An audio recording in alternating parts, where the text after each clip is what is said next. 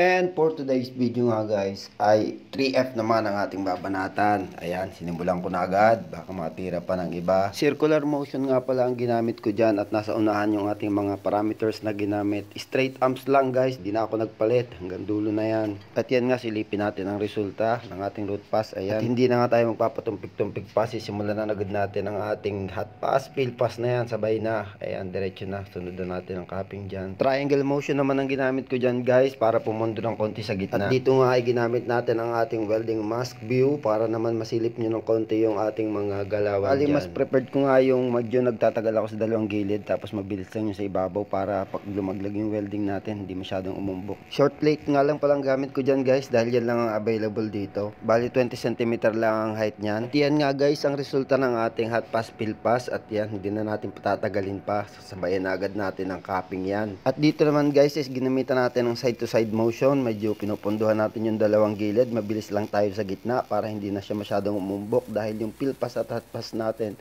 ay medyo may umbok na. At dito nga ay medyo pinas forward ko na ang video para naman hindi kayo mainip sa panonood at baka naman layasan nyo pa ang 1 minutong video na ito. At para nga pala sa mga baguhan, pwede nyo pong gayanin ito, pwedeng maging guide nyo, pero hindi po ako veteran. Kaya kayo na ang bahalang humusga guys sa magiging resulta ng hinang ko. Sabi nga nila, practice makes perfect. Kaya kayo mga baguhan dyan, huwag kayong magsawang manood ng mga tutorial video para madagdagan pa ang kaalaman nyo. God bless, ingat!